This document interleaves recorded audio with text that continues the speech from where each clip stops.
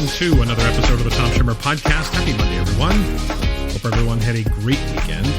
This is the second of 2 weeks on the road for me. Last week was split between South Carolina and California, and this week it's all Arkansas, baby. So looking forward to a great week of work here in Arkansas. Upcoming events this spring, as I've mentioned before, the two-day Grading from the Inside Out virtual training, that's going to be April 4th and 11th.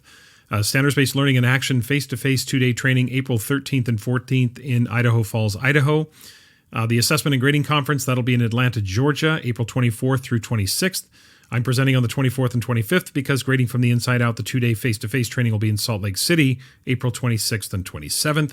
And of course, as I've mentioned before, our assessment team, our assessment center, has a big assessment institute in Las Vegas, Nevada, May 24th through 26th. I'll have links in the show notes for those events, should they be of interest to you. Also, you can find those events on the Solution Tree website. Also, again, want to remind you that I have a new book set for release this coming April, just over a month away. April 21st is the release date. It's called Redefining Student Accountability, a proactive approach to teaching behavior outside the gradebook. It's all about how we teach responsibility and how we teach other student attributes as well without distorting their achievement levels or their achievement grades. You can pre-order that book right now. It ships April 21st. Again, I have a link in the show notes for that too. Okay, thanks for tuning in again this week. Big welcome to any new listeners joining in for the first time, and a big thank you to longtime listeners. I, of course, appreciate all of you. This week, my guest is Jessica Vance. Jessica is an advocate for inquiry-based learning. She is also the author of Leading with the Lens of Inquiry, Cultivating Conditions for Curiosity and Empowering Agency, and that's what we're going to focus our conversation on. And in Assessment Corner this week, I want to talk about 10 ways that ChatGPT can be used for classroom assessment. So, that's today's plan. Let's get to it.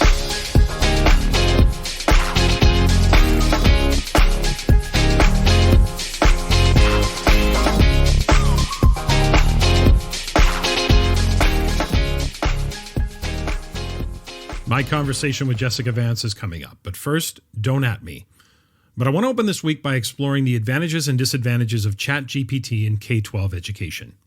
Now, ChatGPT, or as it's known, Chat-Generated Pre-trained Transformer, is a cutting-edge artificial intelligence language model developed by OpenAI. It has the capability of generating human-like responses to natural language input, and it's been widely used in various fields, including education.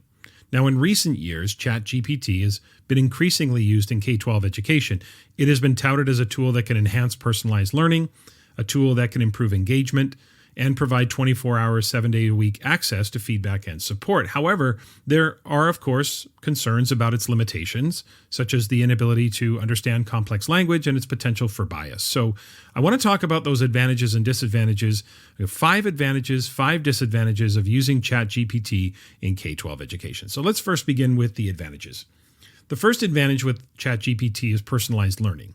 ChatGPT can be used to provide personalized learning experiences for students. The model is capable of analyzing student responses, providing feedback that is tailored to the unique learning needs of the student. This can help students, of course, improve their understanding of a concept and to progress toward their own achievement or proficiency at their own pace. So that's one advantage, is personalized learning. The second advantage is it's available 24 hours a day, 7 days a week. ChatGPT, of course, can be accessed at any time, which means students can receive immediate feedback and they can receive support outside of the regular school hours. This can be particularly useful for students who need extra help or students who are studying, outside of the traditional classroom setting. So the availability is certainly a huge advantage. The third one is efficiency. ChatGPT can handle multiple students at once, making it a really efficient tool for teachers to use in their classrooms. This frees up time for teachers to work with other students or work on other tasks or activities, maybe even frees up teachers to do some planning and even some grading while students have access to ChatGPT. The fourth one is engagement. Another advantage of ChatGPT is it's an engaging and an interactive tool for students. It can provide real-time feedback and encourage students to ask questions, which can help to keep them motivated and interested in what they're learning. So it's kind of interactive and it allows students that opportunity to engage. And the fifth one, of course, is that it is cost-effective. ChatGPT is a cost-effective tool for schools and for teachers. It eliminates the need for hiring additional staff or for purchasing expensive educational materials. And it can be used across multiple subjects and across multiple grade levels. So there is, of course, a lot of cost effectiveness that comes with it. So those would be 5 advantages: personalized learning, 24 hours a day, 7 days a week availability. It's efficient. It really lends itself to engagement, and of course, it's cost effective. But let's talk a little bit about the disadvantages as well. One disadvantage, of course, is the lack of personal interaction. ChatGPT lacks the personal interaction that is essential for building relationships between students and teachers. It can't replace the human connection that is crucial for effective learning. This can be particularly problematic for students who are struggling or for students, who just require additional support. A second disadvantage of ChatGPT is its limited understanding. ChatGPT has a limited understanding of context and nuance in language. It may not be able to provide accurate feedback or answer complex questions. This can be particularly problematic for advanced students who maybe require more in-depth explanations or are trying to push their thinking.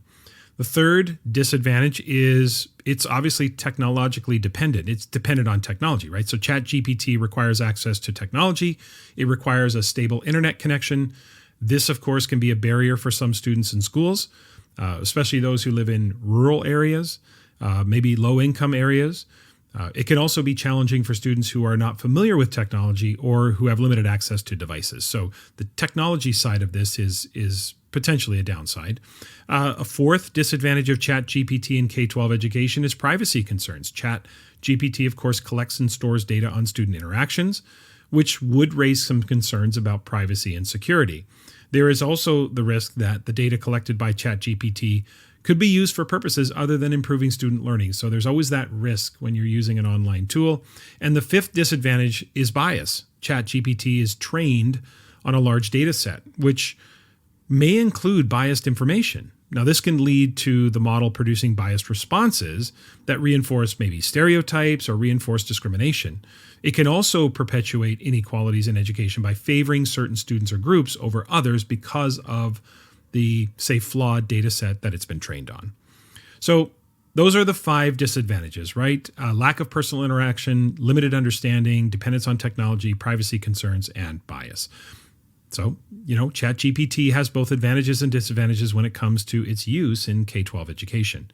Now, while it can provide personalized learning experiences, improve efficiency, and enhanced engagement, it also has limitations, such as its lack of personal interaction and limited understanding of language. And there's also concerns, as I've mentioned, about dependency on technology, privacy and security, and the potential for bias. And the potential for bias is true for any educational technology. So again, as you can see, many pros and cons to using ChatGPT in K-12 education. Now, one more thing I should mention. ChatGPT wrote that entire opening for me. 3, 2, 1.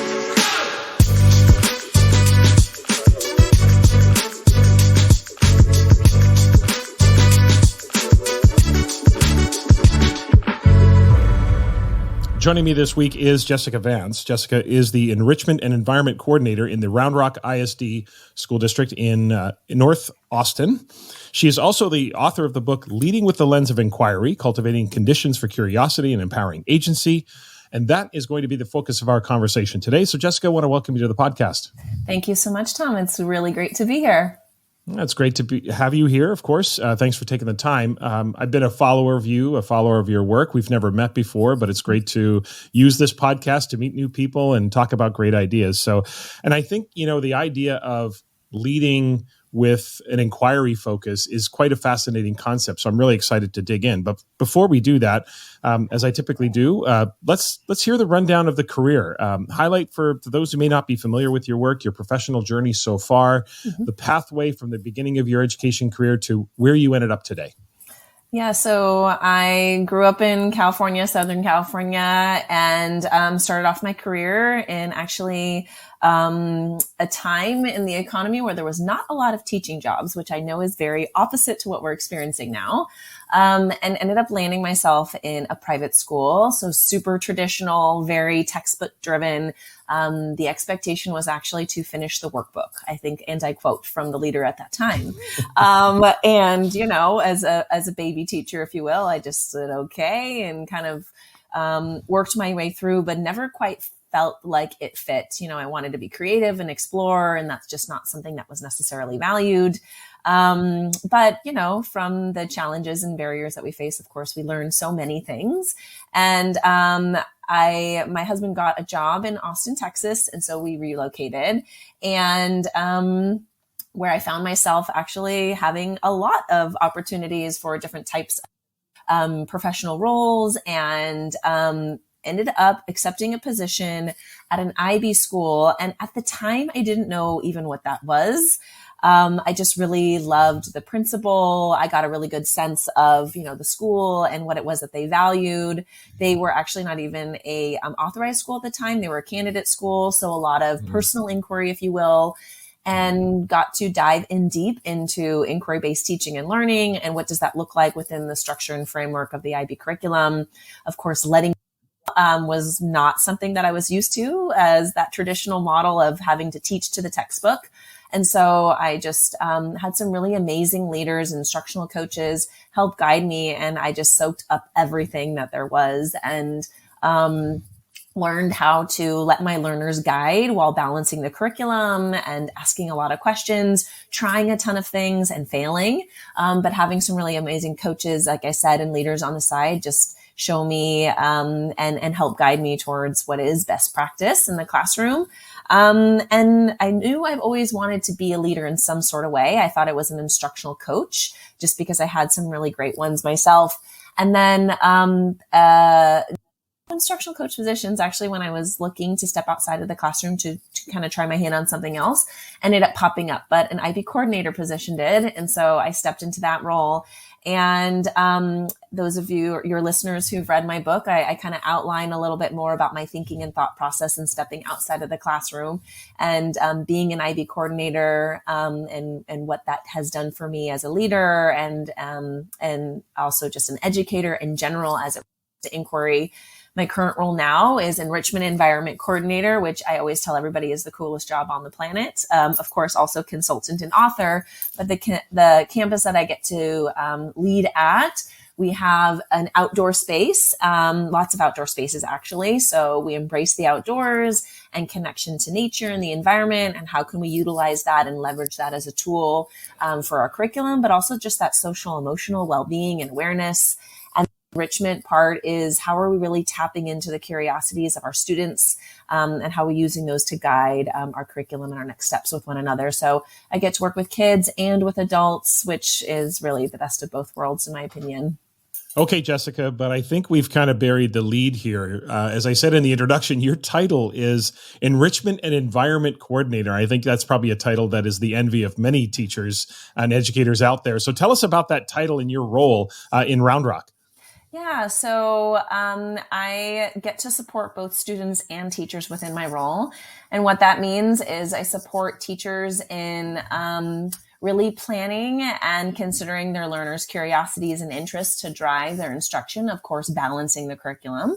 And then we back up to a nature space, a preserve, if you will, and we have a lot of outdoor gardens. So really working with teachers to consider how we really ground ourselves in our space and place to make those curricular connections, of course, are really valuable and really important. When we're in our edible garden, there's so many amazing connections that our learners can make as it relates to curriculum and standards, but also just that social and emotional well-being and awareness, and how when we are noticing our students need a little bit of that brain break or a little bit of that pause, how we can just go take a walk outside in the pollinator garden or take a hike down one of our trails, and what that does for that social, emotional well-being and awareness, and providing our students an opportunity to reflect and pause and notice these things within themselves. So really getting to support teachers in figuring out what does that look like and sound like.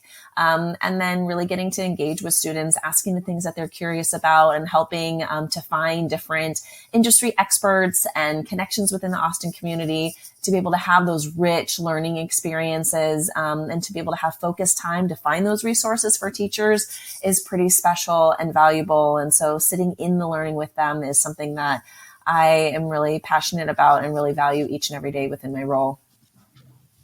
You must love your job. I do. It's pretty amazing. It's pretty amazing. I'm sure, like I said, that you're probably the envy of so many out there right now listening, going, "I wish I had Jessica's job." Tell us about inquiry-based learning. Where did that passion come from? I know that you are one of the leading voices out there when it comes to focusing on an inquiry-based focus on learning. We're going to get to the leading part, but just generally speaking, when it comes to inquiry-based learning, where did that passion come from? How did that develop?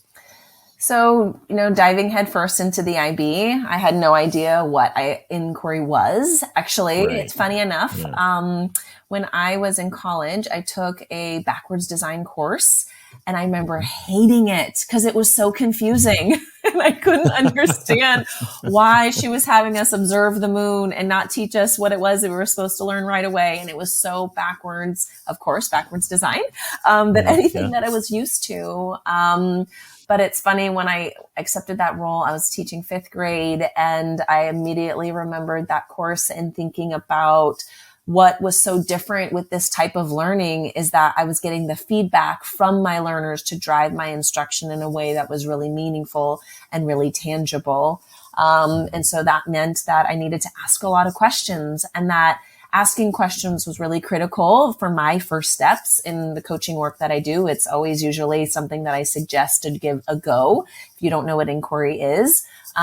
Because when we ask a question, then it helps us pause and be really present in the moment. Of course, we need to listen for the answer, too. But that way, when we're asking questions, we are modeling curiosity, which is, of course, tied to an inquiry approach to teaching and learning. And so, the IB was where I learned about the structure of the inquiry cycle, if you will. I still to this day reference and love and utilize the work of Kath Murdoch. She is, definitely prolific in this area. And so learning more about inquiry from her, of course, there's lots of amazing educators all over the globe too, as well. And so just kind of diving headfirst into what that looks like and sounds like. But I do appreciate the IB gave me the structure to be able to feel comfortable to kind of dive into this world that is pretty ambiguous.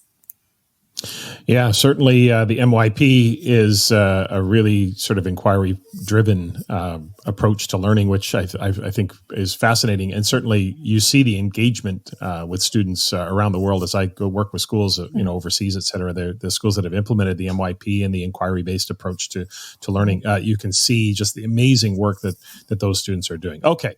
So let's shift. Leading with a Lens of Inquiry, Cultivating Conditions for Curiosity, Empowering Agency. That's the book. In that book, you make the case that inquiry be used as a framework for leadership. You write this: if inquiry teaching and learning with something is something we value in the classroom because of the impact it had on student learning, then why wouldn't we facilitate adult learning in our building in that same way? So, Jessica, the question would be, what does that look like?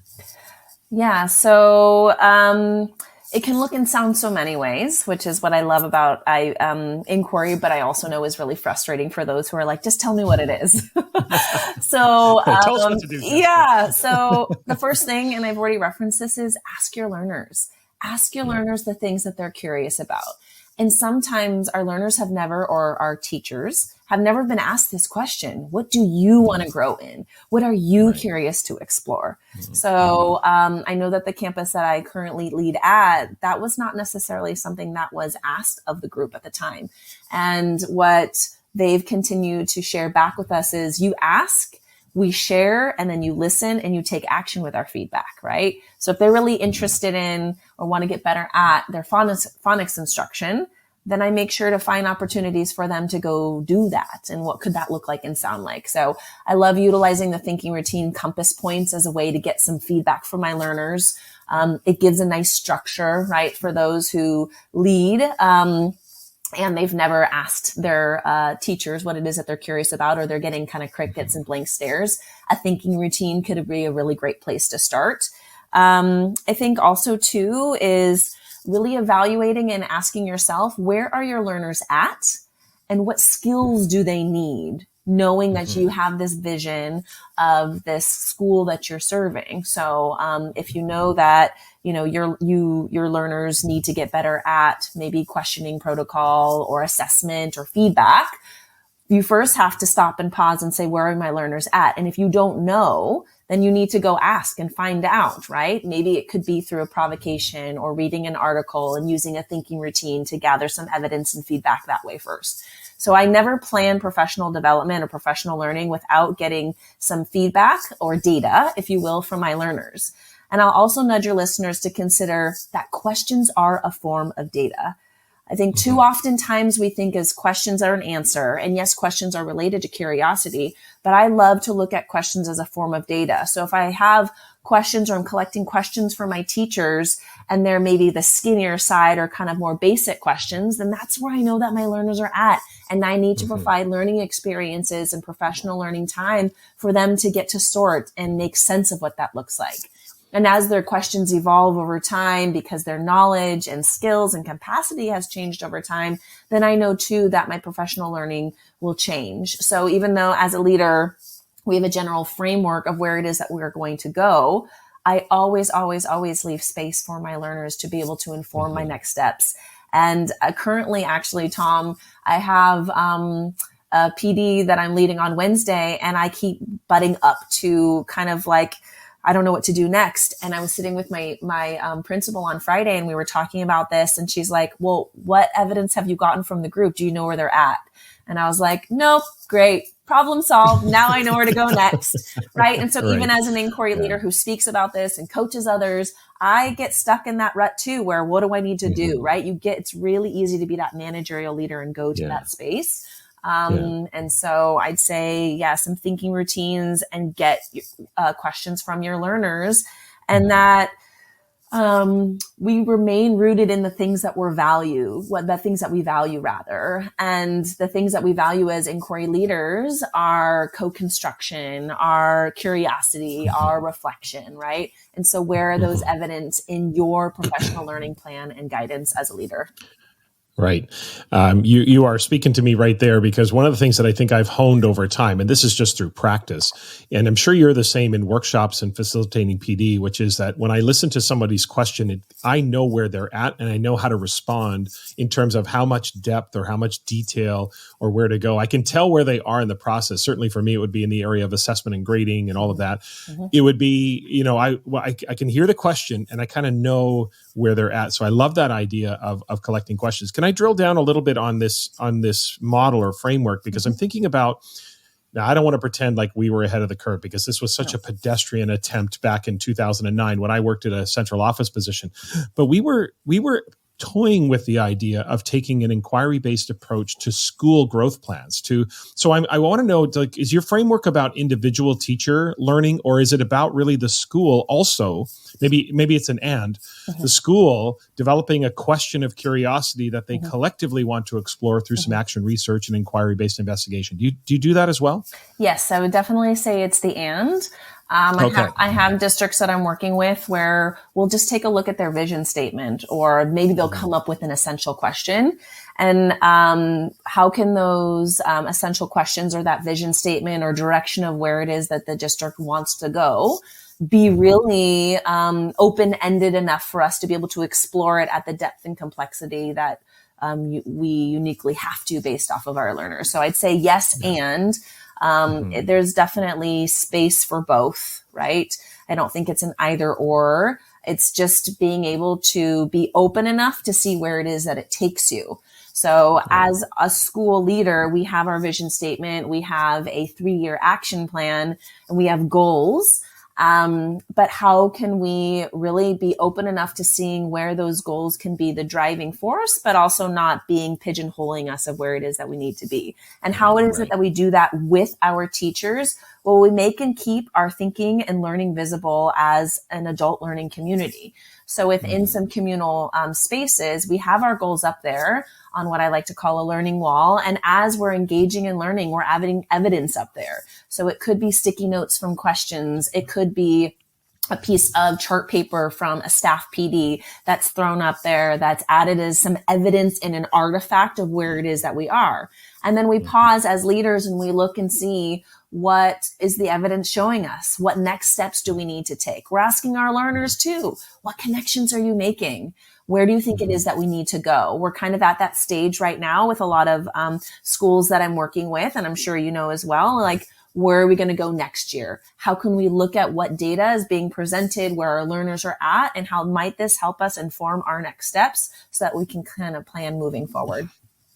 Yeah, I think that's a great approach. I mean, like I said, we were toying with it. I know our principals loved it because because our school growth plans went from 85 pages to 4 to 6. And that was a welcome, reprieve from the pages and pages. However, it was really challenging. And I know that I certainly had, very limited experience with the whole process of inquiry, again, back to 2009 when we implemented this. And it was challenging to find a question that was sharp enough and clear enough, especially we actually found that to be challenging. Middle school wasn't so bad, but elementary, K-5, such a range of students and a range of instructional programming, and even high school where things get specialized. We found that challenging. I think if I had a chance to do it over again now, I would be much clearer on that. But I think that's a really wise approach, both for the individual, but also for the school to rally around a sort of a question of inquiry that leads you down that sort of research part. Okay.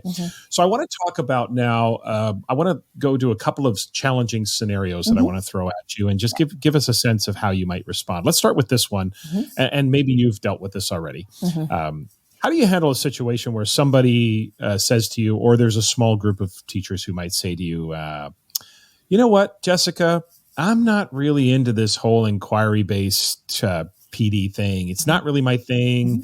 I just like my PD the traditional way. I just want to sit and somebody tell me what to do, and that's what I like to do. This whole questions of curiosity, not my thing. How do you handle that situation? So I'd lean in with a question, Tom, and my learners and those who know me very well, that's how I respond. And I respond with a question as a means to find out more. And also because I need a pause because I'm human, right? When we hear these questions or such as this, which is definitely different than the things that I value, of course, the human in me wants to be like, well, what do you mean? This is the best, right? Like, I get it, right? Totally. So instead, I love to lean into questions to be able to give myself a pause. And then to model what I know, everybody appreciates is an opportunity to be heard, right? So if I had an educator, a group of educators come and share that, I might say, I'm really curious. Can you tell me more about what that looks like and sounds like? Because maybe their version of a traditional approach is not necessarily so far off with some of the ideas that I'm proposing or some of the ways that we're engaging in the learning. And what a missed opportunity it would be if I didn't ask that question to see what it is that they're actually talking about when they're defining traditional, or they're talking about this is not working for them.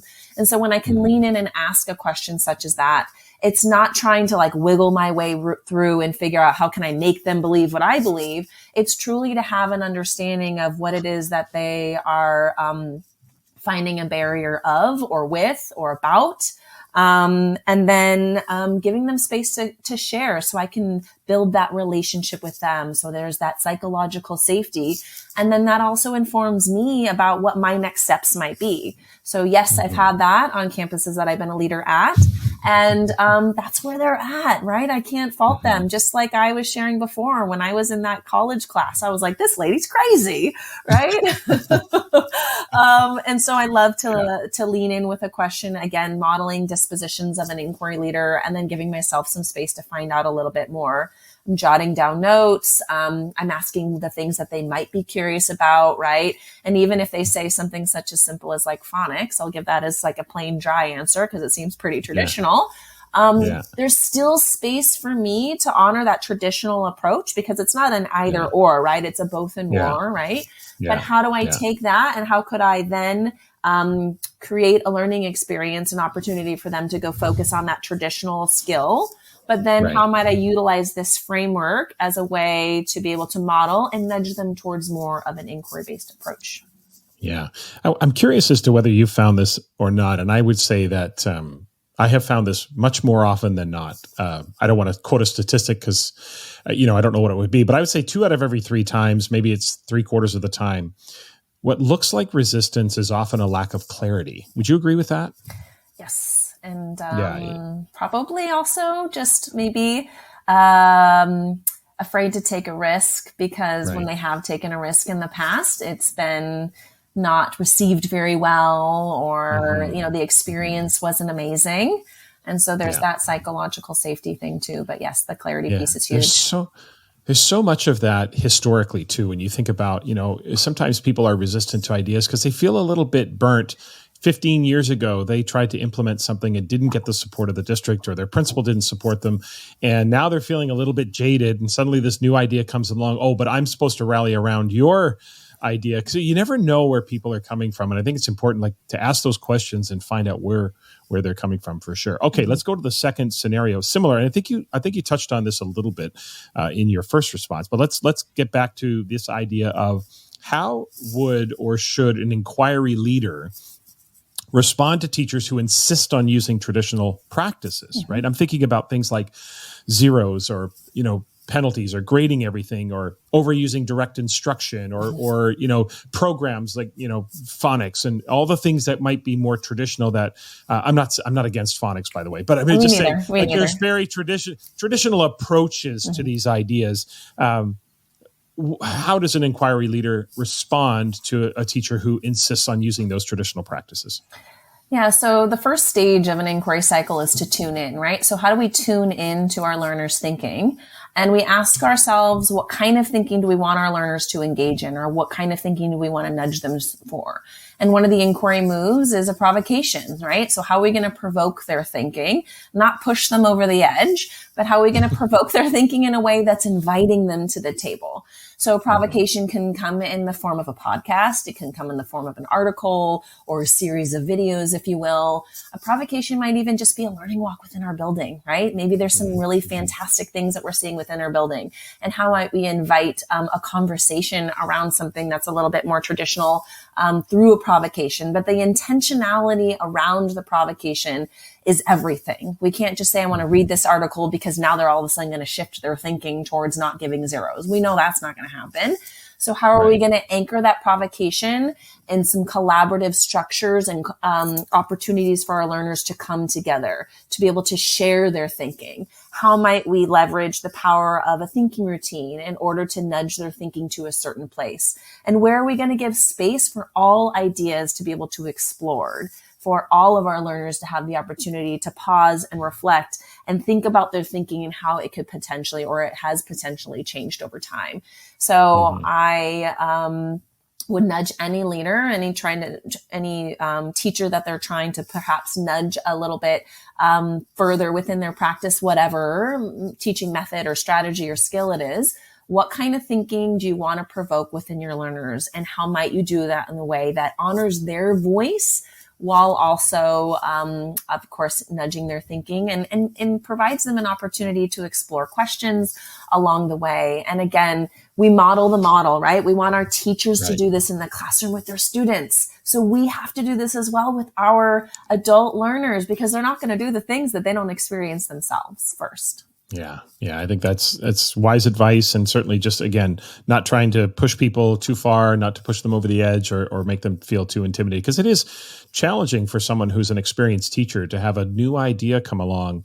And we sometimes forget that it isn't just that simple to snap out of it, right? We have to be understanding of where people are, and that they have to unravel maybe 20 years of a career to come to terms with some of the newness that we're talking about, for sure. Okay, so let's finish up by exploring a little bit back to inquiry-based learning for students, and think about it from the teacher's perspective.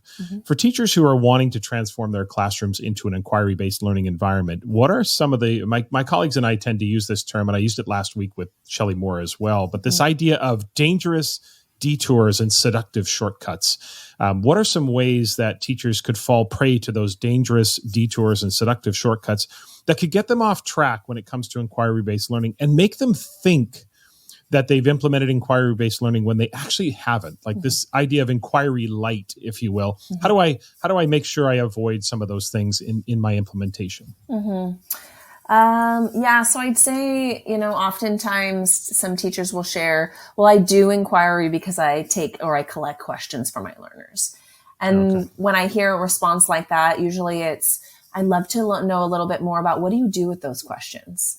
And sometimes that question is enough of a stop and pause moment of like, they don't do anything, right? Or they just stay on their wonder wall because they've forgotten about them. Or they'll tell me, yeah, but I have other curriculum to teach. And so then that's like the invitation for me to ask, I wonder how we might connect some of those questions to your curriculum, or where might there be spaces for that? Mm-hmm. So I think while collecting learner questions is, of course, something that we want to do as an inquiry leader and as an inquiry teacher, what we do with the questions is what actually really matters, because just the fact that collecting them doesn't mean I actually value them. So it's how can we show our learners that we value them? We don't need to answer every single question. There doesn't need to be a space for an answer for every question. That would actually be a traditional teaching model of being able to have an answer for every question, and that's not the purpose of them. So I'd say that's definitely a misstep and a misconception I once had too as an inquiry teacher, as I thought I was doing inquiry by collecting questions. I think the other misstep too, Tom, would be reflection. If we ask our learners to reflect on things or to turn and talk, I would probably say that you have listeners nodding their heads. Yeah, I do that. Yeah, I ask my learners to reflect. But is there an intentionality around the turn and talk or around the reflection that I think is the misstep? So if we're asking our learners to turn and talk to the partner, are we giving them an opportunity to pause and reflect first, right? Before they go turn and talk? Are we leveraging the time that they're talking to their partner or to their peer, or they're providing some feedback? Are we being really intentional with scaffolding? What kind of conversation do we want them to have? If we're asking them to move around the room and talk with their peers, that is just another activity that's not really, we're not leveraging the power of the collective, of the co-construction of what that can look like and sound like. If we're just letting the students move around the room and then we're not walking around and listening. So I'd say reflection is often a misstep as well with some teachers. I know that's some work that I'm currently engaged in with some teachers right now. And so these like minor tweaks and changes within our practice all of a sudden leverage the power of all of the voices in the room. And it becomes this space where students truly feel like they have a voice and a piece and a part of the learning of what's happening. So even if I'm teaching math or fractions, which aren't very exciting, how am I still inviting the learners into that space? And I know I said there was only two, but I'll say a third one, Tom, so forgive me. It's okay. No problem. A provocation. I think oftentimes some teachers will say, well, I have an anticipatory set, right? I have an anticipatory set. I have this like gotcha moment or this thing that I'm like sparking aha with my students. And I'll say, well, I'm curious to know what kind of thinking or feeling did you want to evoke with them, right? And so I'd say a provocation is not an anticipatory set, but a provocation is this intentional move that we make, just as I've outlined before as a leader, and asking ourselves, what kind of thinking do we want our learners to engage in? And how am I documenting and making and keeping the thinking visible to be able to be leveraged later as an opportunity for assessment and reflection that we can all benefit from and connect with one another. Yeah, that often separates, things, the level of intentionality. We're not just doing things, there's an intent behind it, and there's a larger picture that we're trying to service. I mean, you're speaking my language when it comes to the collecting of questions and the using those questions to make further steps forward. That's the epitome of formative assessment right there. Yep. And using that to make instructional decisions for sure. We got two questions left, Jessica, as we finish up our conversation. This is a fascinating conversation, and certainly I could spend a lot more time talking with you about inquiry-based learning. You're clearly passionate, and you're passionate about it, and your expertise is obvious. But let's finish up with two. We're going to zoom out a little bit. We'll finish with two questions I typically end the interviews with. One is a heavier question. One is a lighter question, as you know. So the first question, and you can take this in any direction you want to. It doesn't have to be about inquiry-based learning. It can be about anything that you want to talk about. But the question is simply this: educationally speaking, what keeps you up at night? The mindset and well-being of teachers. As a leader, I'm really passionate about my learners, which are teachers. And so my teachers on my campus, and of course, globally, those that I get to support. And how do we help support their mindset and their well-being in an industry that we know needs it? and how does leading with this lens and honoring our learner's voice and to really be able to using their voice to guide our next steps as leaders, something that we're really considering as we lead schools or districts are considering their next steps, right? We can't just talk at teachers. We really need to listen for the things that they're sharing, and the challenges and barriers that they're facing are real. And how can we support them with, giving them some more time or taking some things off of their plate or reconfiguring what we have on their plate in order to best meet their needs as just real human beings. Yeah, certainly, definitely something to be concerned about. You see it more and more. The mindsets of educators, they're feeling it from the outside, externally, the pressures and also internally, just wanting to do right for their students and knowing that students coming out of the pandemic are in many cases in very different mindsets. And so, the well-being of teachers, something definitely to be concerned about. Let's finish up with the lighter question. Now, this is going to be a tough question. Listeners, you know the question that's coming. But Jessica lives in Austin, Texas. So I gave Jessica permission to give us her top 5 or her top 2 or her top 3, because honestly, Austin is a fabulous city with so many great restaurants. I love food. You live in Austin, Texas. The question is quite simply, where are the best places to eat in Austin, Texas? So choosing just a handful is not easy. I chose 3 actually. And the disclaimer of this is that I eat fish, but I don't eat meat. So nothing on my list is barbecue. So I'm so sorry if you have something on the list that you need that's barbecue or meat related. But, so Veracruz Tacos, you have to go to Veracruz Tacos. They have amazing breakfast tacos, amazing tacos all day long. There's a couple locations throughout Austin. It's kind of just more of a casual place, but it's so delicious. I love it. And then 2 other ones are actually owned by the same company, or the same owner rather. One is called Suerte, and it's a fusion of Mexican food, if you will, but it's not Tex-Mex. It's definitely a little bit higher elevated, but it's so delicious and it's so interesting and unique. And then the other one is Este, which is, just this other, I can't even begin to describe all the great things that are on your plate. But if you are big into seafood, definitely would encourage you to go to Este. And I'd say both Suerte and Este, the people who work there are so passionate and so love their job. So just even talking to them is the experience, really. So those are just 3, but of course I could have given 6 more. Oh, I know you can and could. I'm okay when I've been to Austin enough to know where to find good barbecue. So, it's kind of nice that you went off a little bit off script there in a way, because I think that's what most would gravitate to is this barbecue spot or that barbecue. One of my favorite spots actually is outside of Austin called the Salt Lick Barbecue, which is a really fabulous spot. And they have great spices. They've got great dry rubs. You can buy them in the airport. And anyway, little plug for Salt Lick. They don't sponsor the podcast, but why not? Anyway, it's all good. But it's one of my favorite cities. So we'll definitely check those out for sure. Listeners, you can and should follow Jessica on social media. The handles for Twitter and Instagram both are at Jess_Vance_edu. That's again, Twitter and Instagram there. The website is www.leadingwithinquiry.com. And of course, the book, we have to make sure, Leading with the Lens of Inquiry, Cultivating the Conditions for Curiosity and Empowering Agency. Fascinating conversation, Jessica. Really appreciate you taking the opportunity to be here. Thanks so much. Thanks so much, Tom. It was a pleasure, and hopefully I'll get to see you soon. This podcast is a proud member of the Teach Better Podcast Network. Better today, better tomorrow, and the podcast to get you there. You can find out more at teachbetter.com/podcasts. Now let's get back to the episode.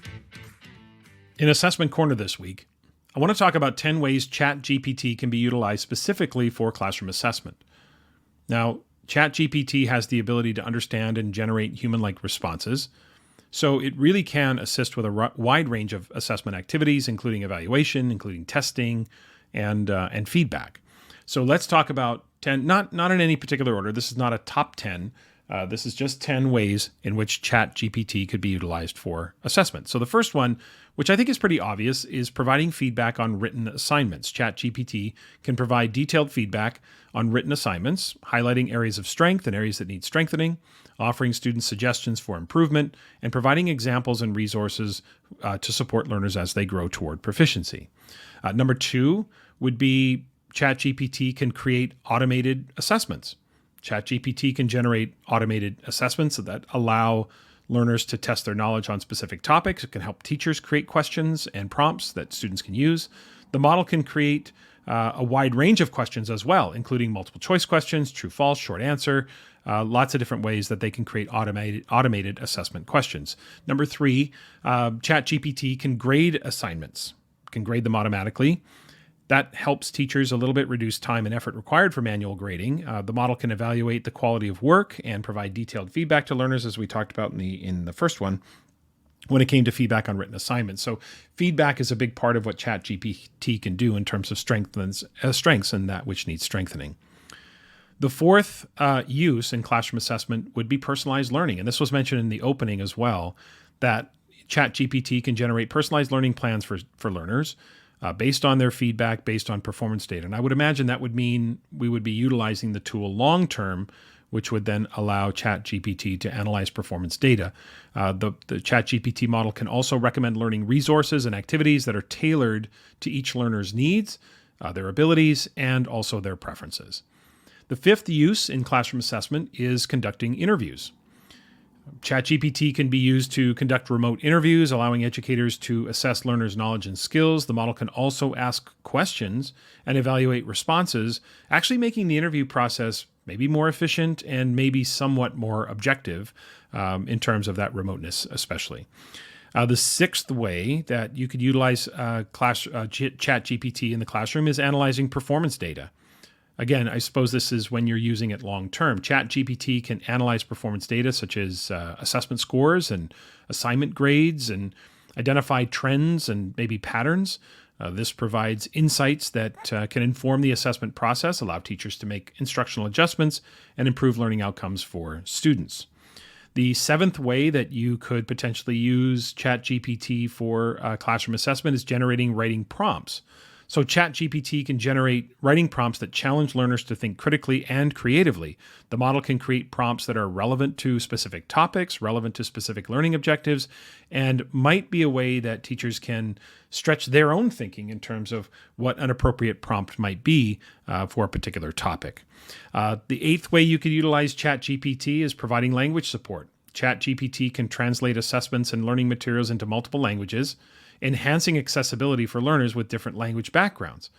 This can also, the model can also provide text-to-speech functionality, which allows learners to access the assessment in a format that suits their maybe particular language or their particular learning style. And I know the idea of learning styles has been kind of debunked over the years, but still there may be a way to tailor that, especially those who, ELs, et cetera, who struggle with language. So this could be very helpful for screening ELs where often we have to determine, is it a language issue or is it actually a proficiency issue? Many of our language learners are quite competent and quite proficient in particular skills, and using ChatGPT to translate to find out if I put the question in the student's native language, we may not have somebody on staff who can do that. And so being able to do that could be quite efficient.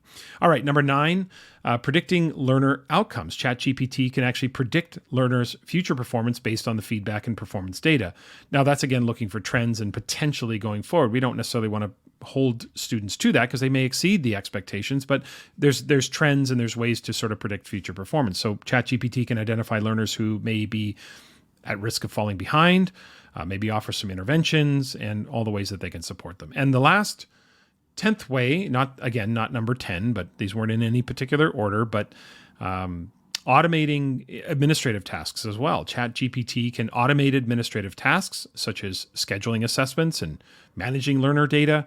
This saves a lot of time and a lot of resources, allowing educators to focus on delivering quality learning experiences for students and not getting caught up in the administrative tasks. Now, listen, it's quite possible that you fundamentally disagree with some of those uses, and that's fine.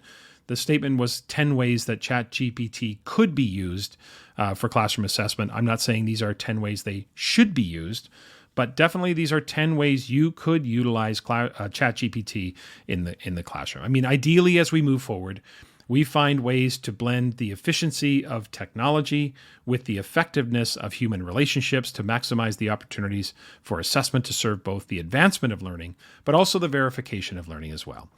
And one more thing, of course, as you probably guessed, Those 10 ways to use ChatGPT for classroom assessment were generated by ChatGPT. 3, 2,